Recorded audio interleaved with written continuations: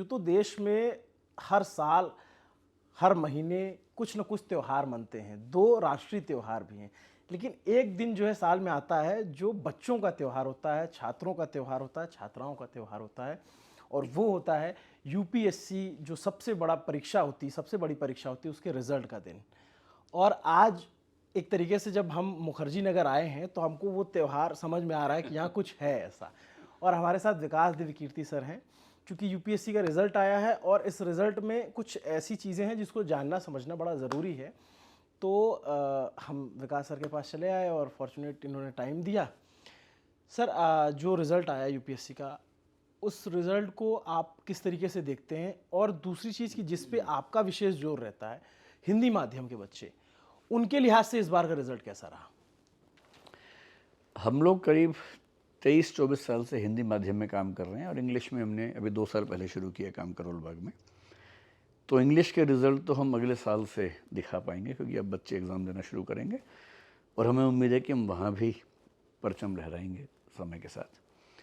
हिंदी में एक ज़माने में रिज़ल्ट्स काफ़ी अच्छे आते थे, फिर 2013 के बाद से स्थितियाँ ख़राब होती गईं और ऐसी हुई कि आज से 2 साल पहले लगभग 700-800 रिज़ल्ट्स में से कुल 19 रिज़ल्ट्स हिंदी माध्यम के थे। तो ये चिंता मुझे भी थी, पूरे देश को थी, हिंदी बेल्ट को थी, कैसे संभालें इसको।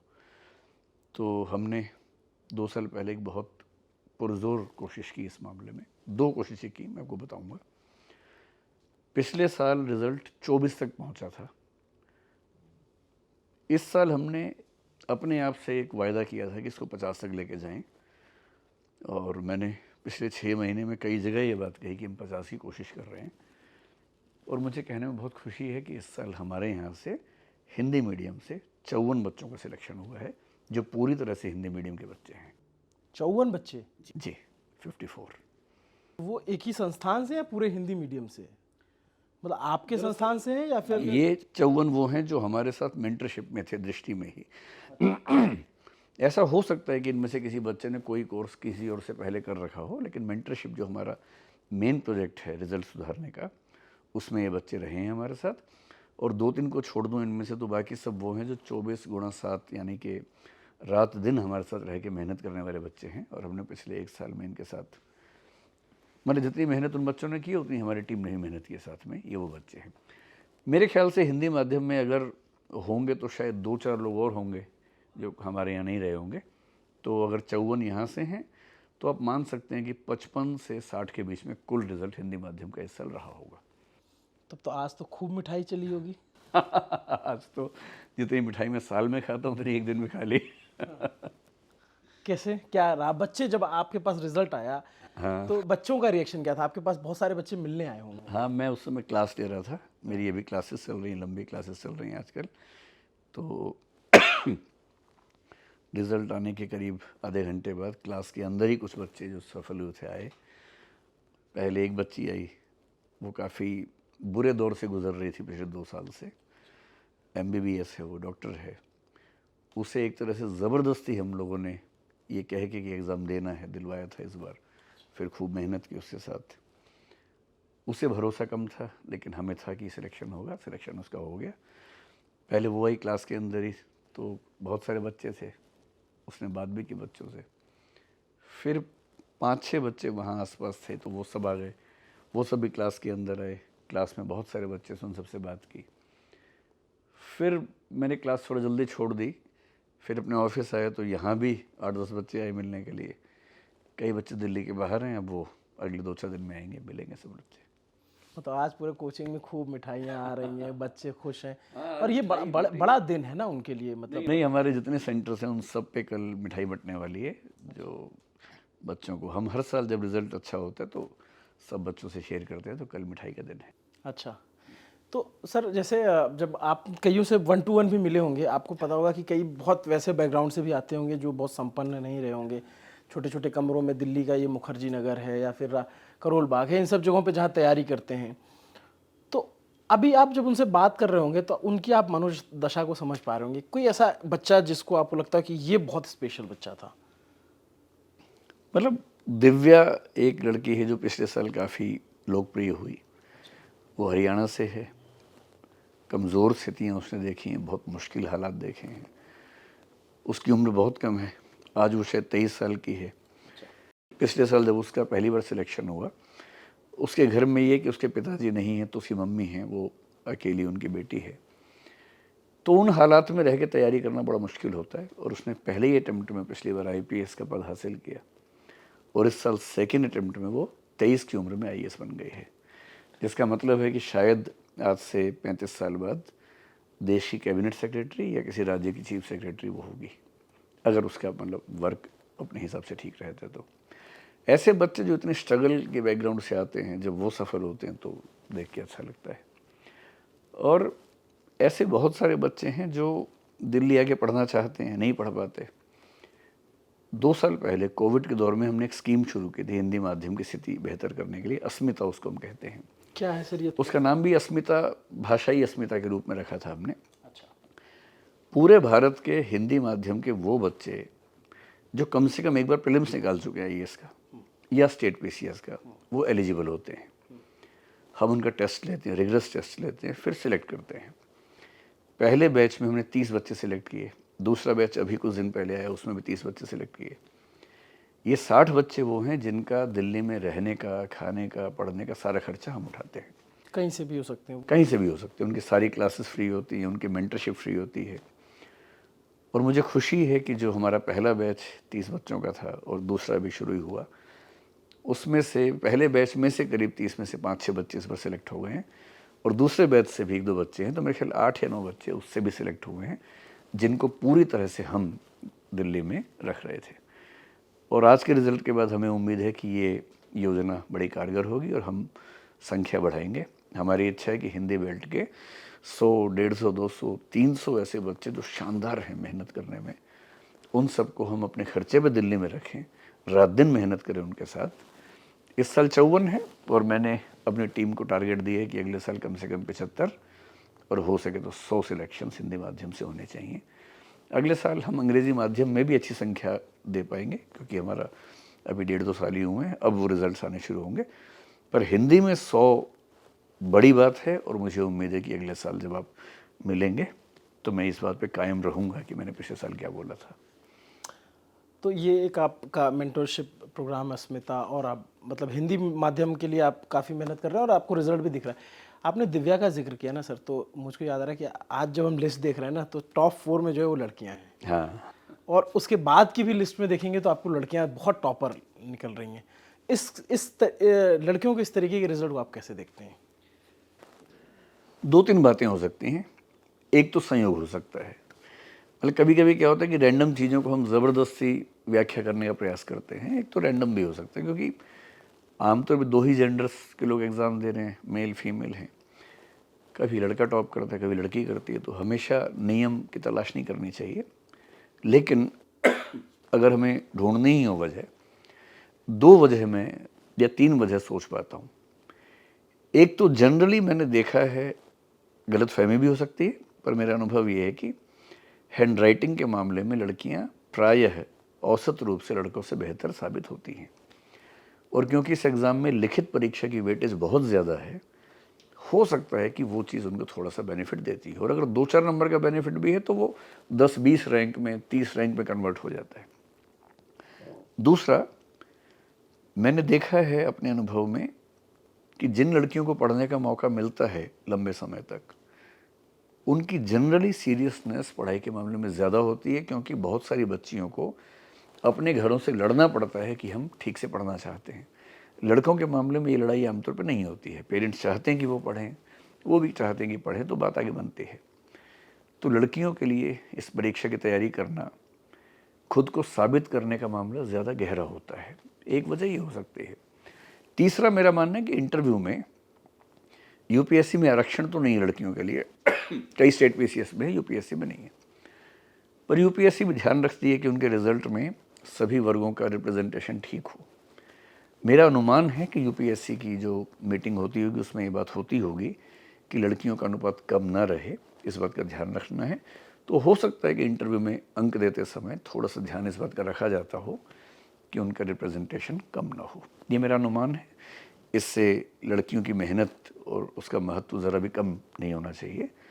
तो मेरे ख्याल से ये 3-4 फैक्टर्स होने चाहिए। और प्रशासन के मामले में तो ऐसा माना जाता है कि महिलाएं बेहतर प्रशासक साबित हो सकती हैं, क्योंकि जिसने घर ठीक से संभालना सीखा हो, अपनी माँ को देखा हो, वो ज़िला भी ठीक से संभाल सकता है। इस बात की संभावना ज़्यादा होती है। बिल्कुल, मतलब लेकिन हाँ, ये चीज़ तो बड़ी लोगों को बड़ा अट्रैक्ट भी करता है। जो नई बच्चियां हैं या जो पढ़ते हैं, उनको लगता है कि यार ये दीदी ऐसा कर सकती हैं या भैया ऐसा कर रहे हैं। तो लड़कियों का सफल होना व्यक्तिगत तौर पे माँ बाप के लिए भी बहुत गर्व की बात होती है। ये मेरा व्यक्तिगत अनुभव भी है कि अगर माँ बाप का बेटा सफल होता है तो वो खुश होते हैं, लेकिन अगर बेटी को सफलता मिलती है तो उनकी खुशी जो है वो 2 गुना 4 गुना ज़्यादा होती है। तो बड़े कमाल का काम किया है बेटियों ने और उनको बहुत बहुत बधाई भी जाती है। सर, इसमें जो बच्चे हों, चाहे लड़के हों चाहे लड़कियां हों, जिन्होंने पढ़ाई की, उनमें सब्जेक्ट का क्या रोल रहा? किस सब्जेक्ट के रिजल्ट ज़्यादा अच्छे रहे? देखिए, यूपीएससी में 2013 से एक वैकल्पिक विषय रह गया, पहले 2 विषय हुआ करते थे। इंग्लिश मीडियम में इस बात से बहुत फ़र्क नहीं पड़ता कि आपका सब्जेक्ट क्या है, क्योंकि 10-12 सब्जेक्ट्स हैं, उन सब में अच्छे नंबर कुछ लोगों को मिल जाते हैं। हिंदी माध्यम में इस बात का फ़र्क बहुत ज़्यादा पड़ता है कि आपका विषय क्या है, क्योंकि रिजल्ट्स में कुछ ही विषय हैं जो सर्वाइव कर पा रहे हैं। अभी जो 54 बच्चे सिलेक्ट हुए हैं, उनमें से 29 बच्चों का हिंदी साहित्य विषय था। हिंदी साहित्य जी, 5 का हिस्ट्री, 5 का पॉलिटिकल साइंस, 5 का ज्योग्राफी, मेरे ख्याल से 2 बच्चों का मैथ्स है, 2 बच्चों का ही शायद संस्कृत साहित्य है, एक का लोक प्रशासन है, एक का केमिस्ट्री है, एक का सिविल इंजीनियरिंग है। ऐसा एक डिवीज़न है। तो हिंदी माध्यम में नंबर 1 पे हिंदी साहित्य पिछले कई साल से बना हुआ है और वो 50% से ज़्यादा बच्चे उससे सिलेक्ट हुए हैं।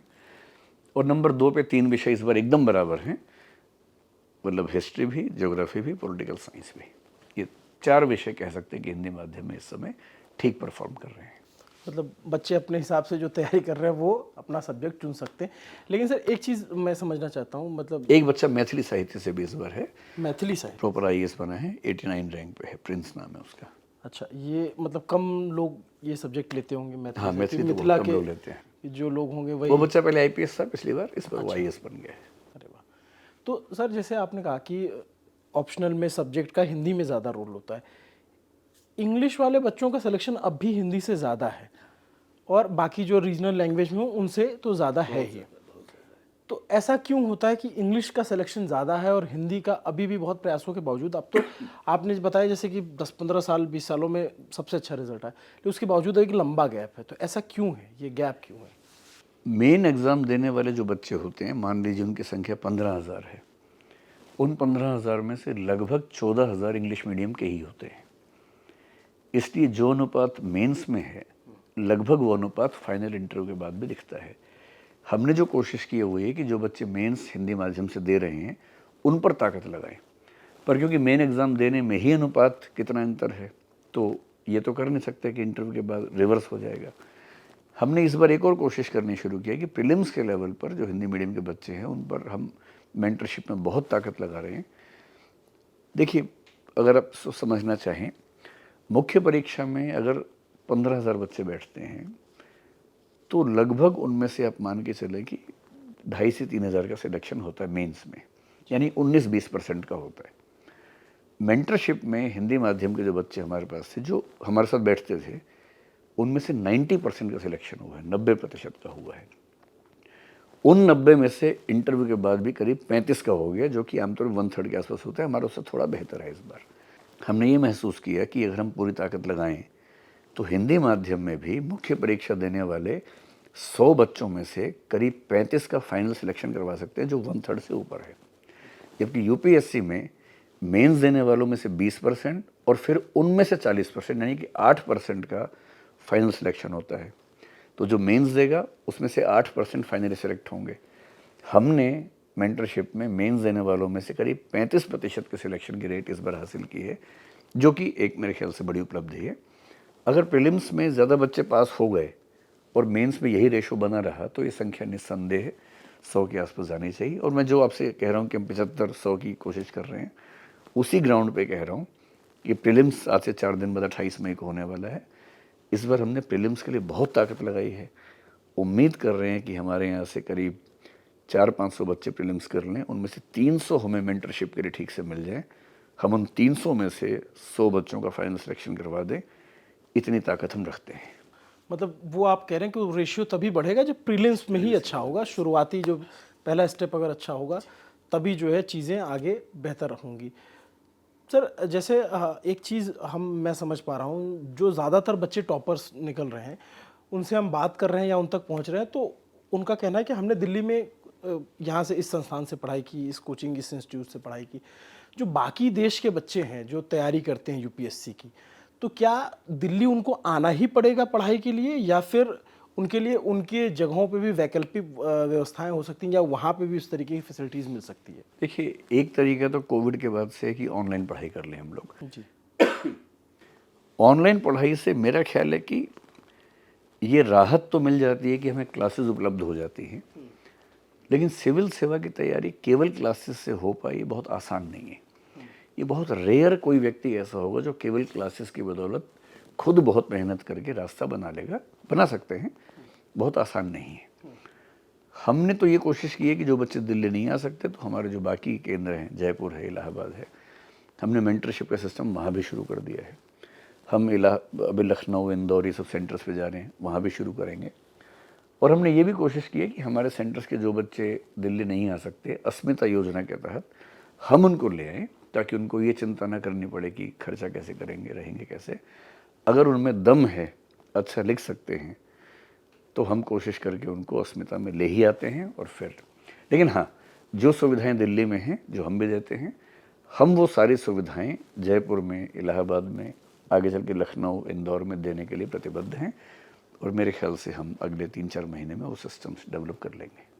जैसे बहुत सारे बच्चे बाकी संस्थानों से भी पढ़ते हैं या कोचिंग पे जाते हैं, तो दिल्ली का एक विशेष अब हब है। जैसे एक दौर था कि अब जो प्रयागराज हो चुका है, इलाहाबाद जब था तो बहुत सारे बच्चों का सिलेक्शन होता था, और यूनिवर्सिटी से लोग, जैसे मुझे याद आ रहा है कि दिल्ली यूनिवर्सिटी से किसी कॉलेज ने ट्वीट किया कि हमारे यहाँ से 3-4 बच्चों का सिलेक्शन हुआ। तो अनिल स्वरूप एक आईएएस सीनियर आईएएस ऑफिसर शायद 1981 बैच के हैं, उन्होंने रीट्वीट करके उसको लिखा कि उनके एक हॉस्टल से, जो एएन झा हॉस्टल है इलाहाबाद यूनिवर्सिटी का, वहाँ से 7-8 सिलेक्शन हुए थे। तो एक दौर था जब यूनिवर्सिटीज़ का नाम आता था। अब जो वो टाइम आ गया कि अगर कोई बच्चा आता है तो जैसे कोचिंग से भी पोस्टर लगते हैं कि हमारे रैंक 1, रैंक 2, या जो भी संस्थान इंस्टीट्यूट है, यूनिवर्सिटीज़ की बात नहीं होती कि इस यूनिवर्सिटी से इतने लोग निकल गए। क्लेम करती यूनिवर्सिटी का हमारे यहाँ से ग्रेजुएशन किया था, लेकिन बच्चे से भी आप पूछेंगे तो पहली बात वो बोलता है कि फलाने संस्थान से पढ़े थे। तो यूनिवर्सिटीज़ का प्रभाव क्या कम हुआ है क्या? कम हुआ है, उसकी 1-2 खास वजह भी हैं। विशेष रूप से 2013 से जो नया पैटर्न यूपीएससी का है, या थोड़ा सा 11 से ही, 2011 तक क्या था कि जो प्रीलिम्स था उसमें ऑप्शनल सब्जेक्ट होता था और मेंस में 2 ऑप्शनल सब्जेक्ट्स होते थे। तो जिस व्यक्ति ने किसी यूनिवर्सिटी से मास्टर्स किया है किसी विषय में, या 2 विषय ठीक से पढ़े हैं, वो फ़ायदे में रहता था। अब प्रीलिम्स में ऑप्शनल सब्जेक्ट होता ही नहीं है, और मेंस में ऑप्शनल एक है, उसकी वैल्यू बहुत कम रह गई है। तो अब मुख्य खेल जनरल स्टडीज़ का है, जिसका सिलेबस बहुत बिखरा हुआ है, और आमतौर पर इतना बिखरा हुआ सिलेबस यूनिवर्सिटी के प्रोग्राम्स ऑफर नहीं करते हैं। किसी ने बीकॉम किया तो वो केवल कॉमर्स ही पढ़ता रहता है, बीए किया तो केवल आर्ट्स ही पढ़ता है, जबकि यूपीएससी के लिए बहुत सारे विषय, जिनमें से कई यूनिवर्सिटीज़ में पढ़ाए भी नहीं जाते हैं ठीक तरीके से, तो अब वो केवल यूनिवर्सिटी से मैनेज करना उतना आसान नहीं है। मेरे ख्याल से एक कारण ये होगा। दूसरा कारण ये भी है कि जब से इंस्टीट्यूशंस में कंपटीशन बढ़ा है, ऑनलाइन में भी बहुत सारे इंस्टीट्यूशंस हैं, तो इतना स्पेसिफिक तैयारी इस लेवल पर होने लगी है जो यूनिवर्सिटीज़ उतनी स्पेसिफिकेशन में नहीं जा पाती हैं। तो ये तो किसी भी क्षेत्र में होता है। मतलब ये वैसे ही है कि जैसे न्यूज़ चैनल्स तो पहले भी थे, पर ललन टॉप ने जिस मतलब स्थानीय और ठेठ भाषा में कुछ शुरू किया, तो एक नीश है ललन टॉप का। ऐसी कोचिंग इंस्टीट्यूट्स का अपना नीश है, वो रात दिन इसी पे काम करते हैं। यूनिवर्सिटी एक जनरल पढ़ाई करवाती है जो काम आती है, डेफिनेटली काम आती है, पर वो उतनी स्पेसिफिक और पिन पॉइंटेड पढ़ाई नहीं है जो उस एग्ज़ाम को ही क्रैक करने के लिए की जाती हो। तो ये अंतर तो है ही। इससे बाकी एग्ज़ाम्स भी होते हैं, तो क्या मतलब ऐसा हो सकता है कि जैसे बहुत सारे बच्चे ऐसे भी होते हैं जो इंस्टीट्यूट या संस्थान का फीस अफोर्ड ना कर पाएँ, बहुत सारे ऐसे ऐसे भी बच्चे हो सकते हैं। तो क्या यूनिवर्सिटीज़ को अपने प्रोग्राम में या पढ़ाई में कुछ ऐसा चेंज करना चाहिए, या कुछ ऐसी यूनिवर्सिटी इसको पिन पॉइंट करके ही काम करें कि भाई हमारे बच्चों का सिलेक्शन न सिर्फ यूपीएससी में, बाकी जो एग्ज़ाम्स होते हैं उन जगहों पे भी हो जाए? एकदम होना चाहिए। कई यूनिवर्सिटीज़ ऐसा कोशिश कर भी रही हैं। उसमें दिक्कत केवल ये होती है कि यूनिवर्सिटी के टीचर्स अगर खुद वो सिस्टम डेवलप करते हैं तो उनका एक्सपीरियंस यहाँ का थोड़ा कम होता है। तो मैंने देखा है कि कुछ राज्यों में सरकारों ने खुद क्या किया है कि कुछ सेंटर्स बनाए हैं ऐसे, जो सरकार के तहत चलते हैं, गरीब बच्चों के लिए चलते हैं और वो पढ़ाते हैं। कुछ राज्यों की सरकारों ने ये भी किया है, जैसे दिल्ली में भी एक योजना ऐसी है, कई राज्यों में है, हम भी कनेक्टेड हैं कई राज्यों से। वो अपने बच्चों को सिलेक्ट करते हैं, फिर हमारे साथ और कई इंस्टीट्यूट के साथ टाई अप कर देते हैं, तो वो बच्चे पढ़ते हैं हमारे साथ है, उनकी अटेंडेंस और उनकी परफॉर्मेंस हम उन राज्यों को भेजते हैं, सोशल वेलफेयर डिपार्टमेंट को, लेकिन उन बच्चों का रहना खाना, उनकी फ़ी वो सरकार की तरफ से पे होता है। यूनिवर्सिटीज़ भी ऐसा कर सकती हैं और कुछ कर भी रही हैं मेरी जानकारी में। तो सर एक चीज़, मैं ये तो अभी बेसिक बेसिक जो मैं समझ सकता था वो जानने की कोशिश की, मतलब जो आम बच्चे हैं ना, जो अभी 12वीं में पहुंचे या ग्रेजुएशन कर रहे हैं, जो सपना देखते हैं यूपीएससी का, तो जो आपके बच्चे सेलेक्ट होते हैं और जो हम लोग देखते हैं कि 20 घंटे पढ़ते थे, 18 घंटे पढ़ते थे, ये सब सही में पढ़ते हैं कि क्या होता है, क्या किस तरीके से इनका दिनचर्या होती है, आप लोग किस तरीके से ट्रेन मैं करते तो हैं? बच्चों को ये बोलता हूँ कि अगर आप शुरुआत में 8 घंटे रोज़ पढ़ रहे हैं तो बहुत है। वो भी तब जब 2 साल के अंदर एग्ज़ाम दे रहा हो। अगर 4 साल बाद एग्ज़ाम दे रहे हैं तो 6 घंटे बहुत है। हाँ, धीरे धीरे आपको 12 घंटे तक आना चाहिए। 12 घंटे मतलब क्लास वगैरह सब मिला के, कुल 12 घंटे, अखबार वगैरह सब मिला के। 18 घंटे, 15 घंटे ये बहुत ही अव्यावहारिक और इम्प्रैक्टिकल सी बात है। लेकिन हाँ, जब एग्ज़ाम सामने है, 3 दिन बाद है, 4 दिन बाद है, 3 दिन, 4 दिन, 5 दिन आप 13, 14, 15 घंटे पढ़ सकते हैं, पर लॉन्ग टर्म में ये शेड्यूल नहीं हो सकता। तो 18 घंटे यदि कोई एक दिन पढ़ा है तो वो ये नहीं बताएगा कि बाकी 6 दिन मैं नहीं पढ़ पा रहा था। 18 घंटे एक मुहावरा बन गया है, इसकी मुहावरे से ज़्यादा कोई कीमत नहीं है। 15-16 घंटे मैक्सिमम एग्ज़ाम से 3, 4, 5 दिन पहले कोई पढ़ता होगा, और उससे ज़्यादा पढ़ना बहुत प्रोडक्टिव होता भी नहीं है। जनरली 8 घंटे से शुरू करके 6 महीने 1 साल में 12 घंटे तक आना, 12 घंटे को मेंटेन करना, ये मानते हुए कि महीने में 3-4 दिन नहीं पढ़ पाएंगे, तो महीने में 25 दिन 12 घंटे की एवरेज अगर आप पढ़ रहे हैं साल 2 साल, तो सिलेक्शन नहीं भी होगा तो उसकी वजह ये नहीं होगी कि आप कम पढ़े थे, और वजह हो सकती हैं, लेकिन पढ़ाई की मात्रा, क्वांटिटी वो कम नहीं है, पर्याप्त है। सिलेक्शन आपने कहा नहीं भी होगा, तो जैसे अभी इस बार सिलेक्शन जो है करीब 900 बच्चों का कि कुछ ऐसे संख्या है, ऐसे बहुत से हज़ारों बच्चे हैं जिनका सिलेक्शन नहीं हुआ, और आप जो है, एक आपका बड़ा फेमस लाइन है, आप कहते हैं ना, कुछ ना होगा तो तजुर्बा होगा। तजुर्बे से इतर भी क्या इसमें, जैसे कुछ बच्चों का 1 नंबर से रह गया होगा, 2 नंबर से रह गया होगा, हो सकता है रिवाइज लिस्ट में उनका आ जाए, और कुछ उसके बाद भी छूट जाएंगे, इसमें मेहनत, पढ़ाई और किस्मत का कितना खेल होता है? पढ़ाई की वैल्यू मेरे ख्याल से यूपीएससी में, आपको आश्चर्य होगा लेकिन मैं फिर भी बोल देता हूँ, 25% के आसपास है। मैं बहुत सोच समझ के बोल रहा हूँ ये बात।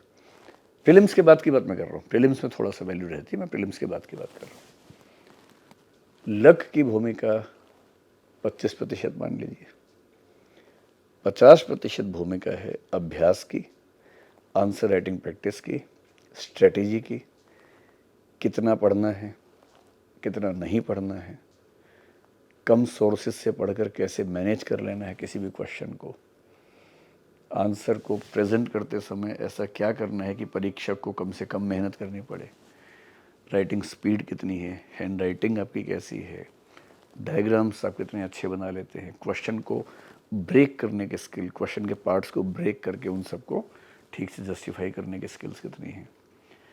तो मोटा मोटा है, मैंने बहुत गहराई से नहीं नापा है, पर 50% स्ट्रेटेजी, 50 से 60 ही होगा, 25% पढ़ाई, 15% के आसपास आप लक कह लीजिए या संयोग कह लीजिए उसको,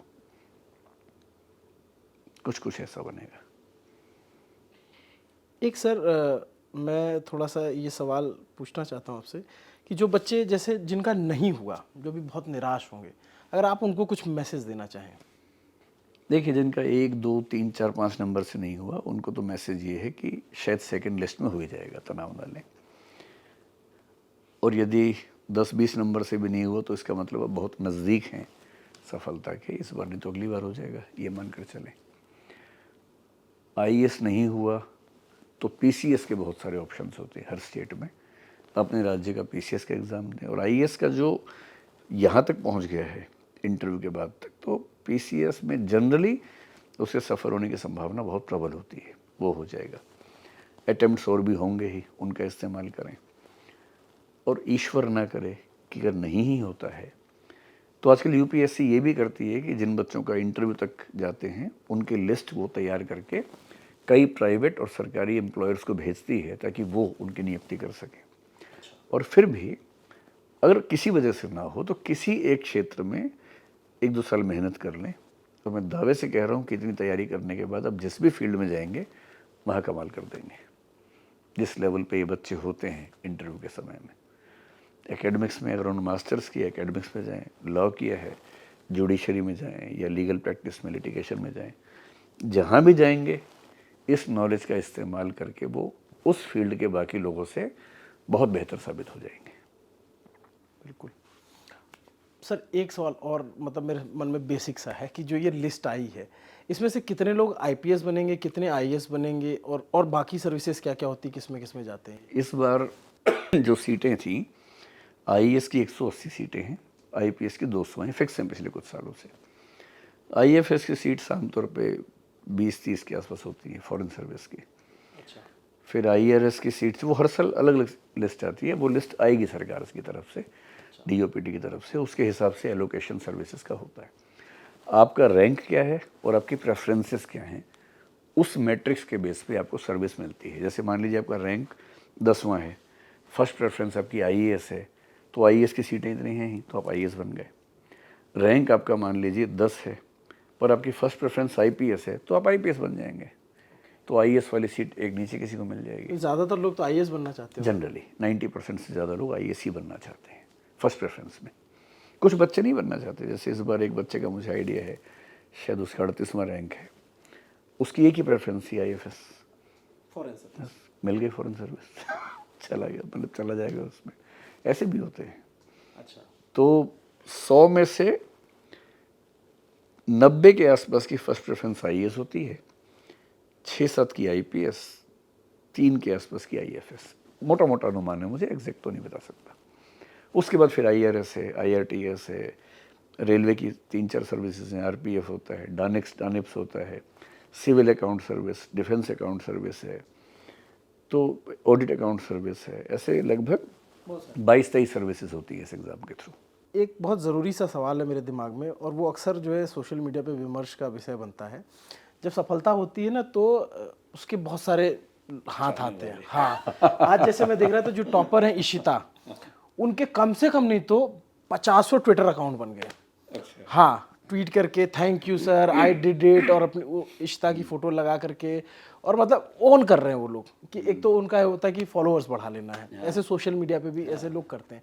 बाकी जो बहुत रिश्तेदार नातेदार कहते हैं यार ये पता नहीं कुछ नहीं कर पाएगी, कुछ करती नहीं है, मम्मी के साथ काम भी नहीं करती है, वो आज सबको एकदम कि अरे टॉप कर लिया। हमने तो पहले ही कह दिया, हमने तो पहले ही कह दिया था कि ये जरूर कुछ करेंगे।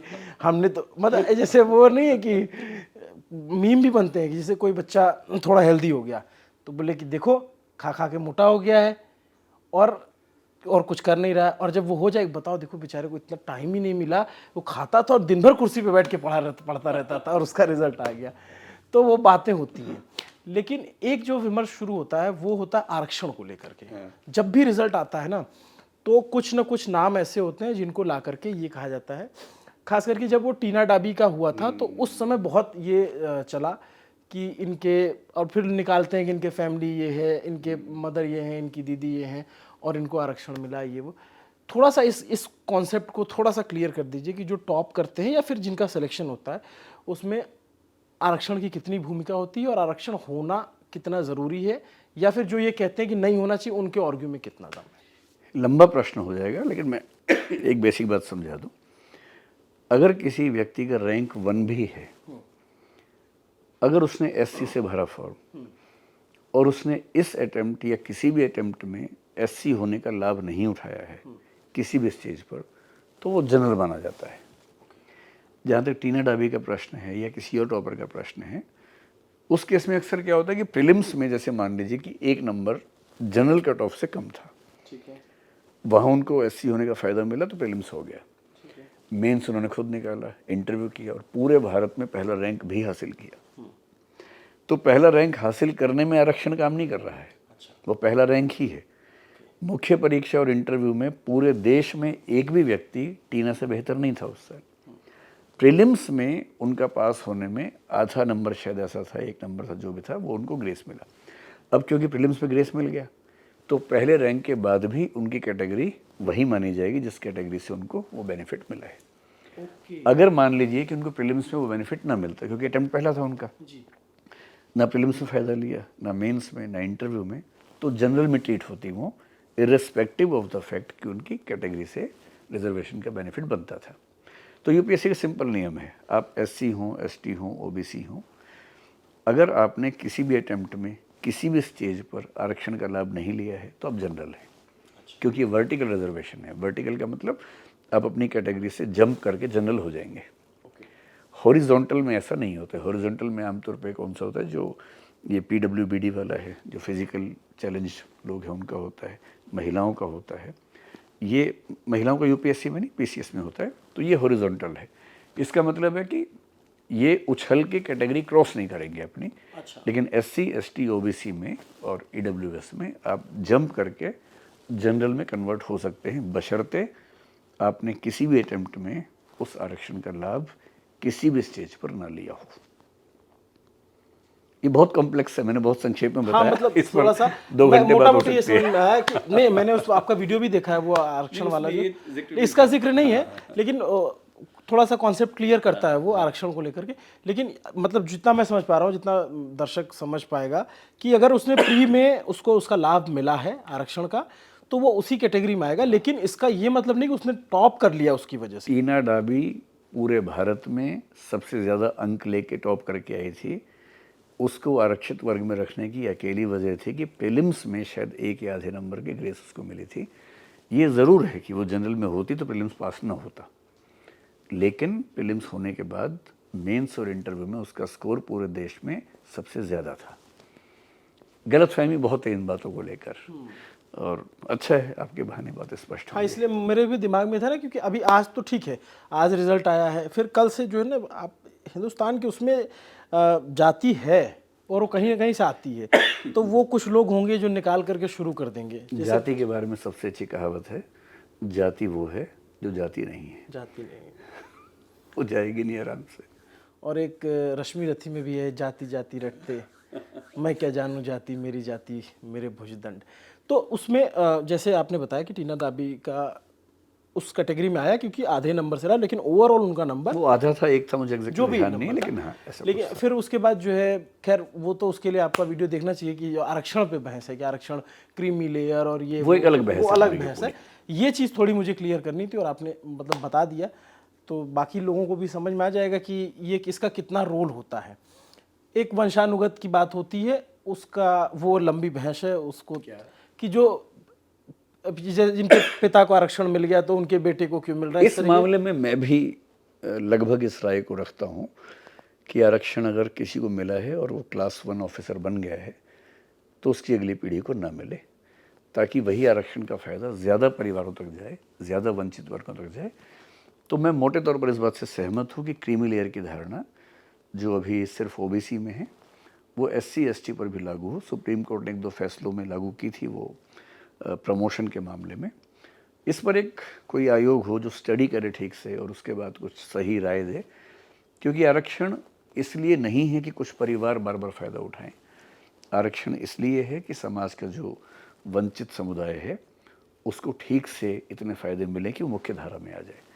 तो ये परिवार का न्याय करने का मसला नहीं बनना चाहिए, ये समाज का न्याय का मसला होना चाहिए। उसी समाज के, और जैसे वो एससी है तो एससी के ही उसमें जो ज़्यादा वंचित है वंचित उसको बेनिफिट मिले। एक ही परिवार को 4 बार बेनिफिट देने से क्या फ़ायदा है? अब वो 1 बार देना ठीक है कि 2 बार देना ठीक है, वो कोई एक्सपर्ट बता पाएगा।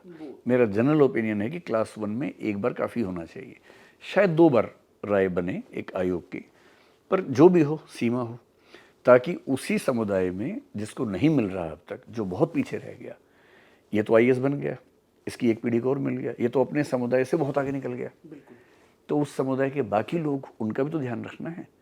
तो बेहतर है कि आरक्षण का फ़ायदा उसी समुदाय में ज़्यादा डिस्ट्रीब्यूटिव तरीके से मिले, ना कि कुछ ही लोगों को बार बार मिलता रहे।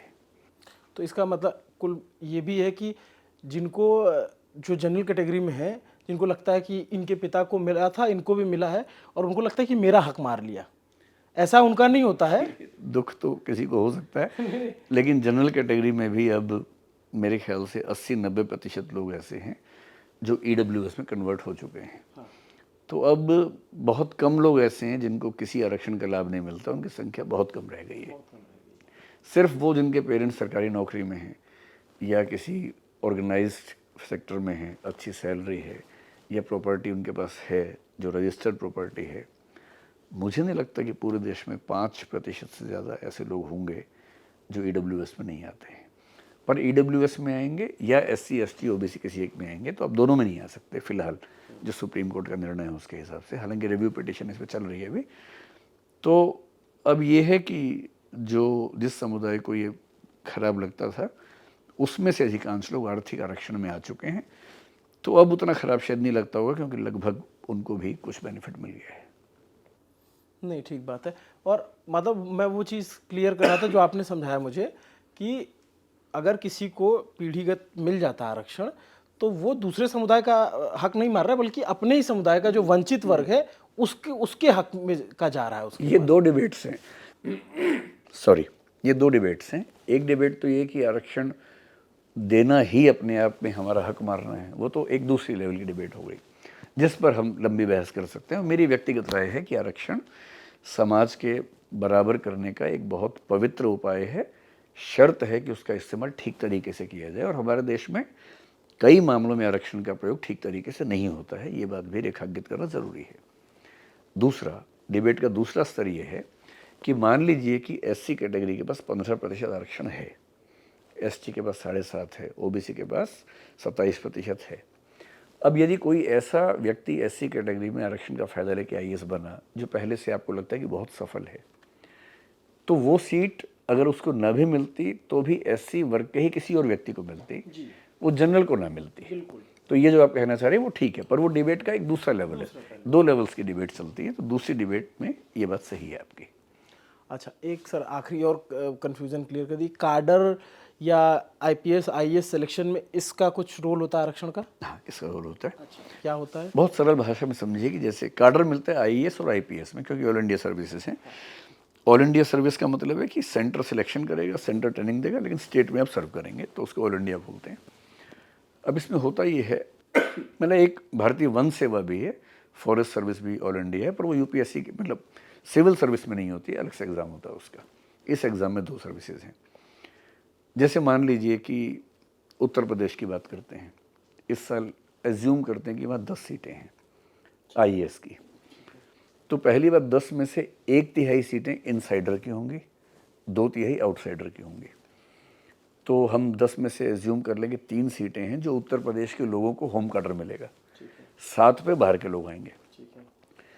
अब देखना है कि जो इनसाइडर सीटें हैं उसमें देखना पड़ेगा, 3 सीटें हैं, तो हो सकता है कि इनसाइडर की 1 सीट जनरल की हो, 1 एससी की हो, 1 एसटी की हो। ये रोस्टर बना होता है, बहुत लंबा रोस्टर होता है, उस रोस्टर के साथ हर साल तय होता है कि इस साल कितनी कितनी सीट आ रही हैं। तो मान लीजिए कि जनरल कैटेगरी में इनसाइडर की 1 वैकेंसी है और आउटसाइडर में एससी कैटेगरी की 2 वैकेंसी हैं, तो उत्तर प्रदेश से बाहर के व्यक्ति जो एससी कैटेगरी में हैं और जिन्होंने उत्तर प्रदेश को अपनी वरीयता में रखा हुआ है, ये 2 सीटें उनको मिलेंगी। और उत्तर प्रदेश का व्यक्ति जो जनरल कैटेगरी का है, जिसने उत्तर प्रदेश को पहली वरीयता पर रखा है होम कार्डर को, वो जनरल की सीट उसको मिलेगी, बशर्ते उससे ऊपर यूपी का कोई दूसरा व्यक्ति ना आ जाए, रैंक ना आ जाए।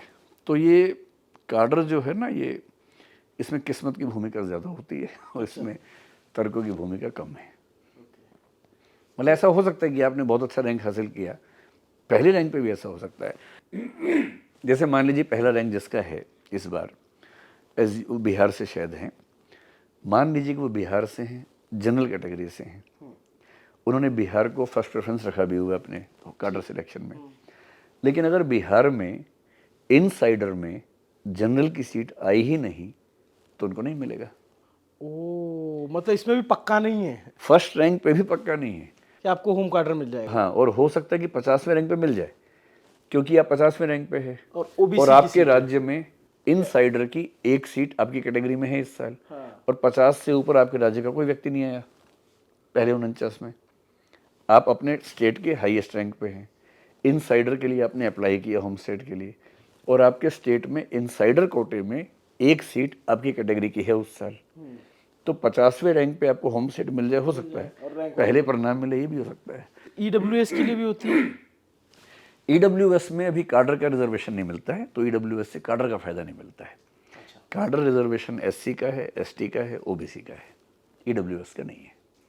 मतलब जितना हमको समझना बहुत था, कॉम्प्लिकेटेड है। आपने बहुत अच्छे से समझा दिया। नहीं, इतने कम समय में भी आपने बहुत अच्छे से समझा दिया, और जो जो बेसिक बेसिक सवाल थे मेरे, उसका आपने बता दिया। बच्चों की मनोदशा से लेकर के जितना मैं पूछ सकता था, जितना मेरे दिमाग में भी आ रहा था कि ये सवाल आज की डेट में क्लियर कर लेने चाहिए, उतने आपने बता दिया। आपको बहुत बहुत शुभकामनाएं कि आपके बहुत सारे बच्चे सफल हुए हैं, और अगली बार जो आपने टारगेट रखा है उससे ज़्यादा सफल हों। 75 करेंगे, 100 की कोशिश है। 75 करेंगे, 100 की कोशिश है। और सर कोशिश ये भी होनी चाहिए, मेरा ऐसा मानना है कि जो बच्चे थोड़ा आर्थिक रूप से कमज़ोर हैं, उनके लिए आप लोग यूनिवर्सिटीज़ की दिशा में भी मैं सोचें। उस पर सीरियसली सोच रहा हूँ, और अच्छा, अगर यूनिवर्सिटी हाँ, बनाने पे। अगर किस्मत ने साथ दिया जी। तो हम लोग बहुत जल्दी एक यूनिवर्सिटी शुरू करना चाह रहे हैं। अच्छा, अभी कोशिश कर रहे हैं, थोड़ा सा बड़ा प्रोजेक्ट है, ब्रेकिंग कोशिश न्यूज़।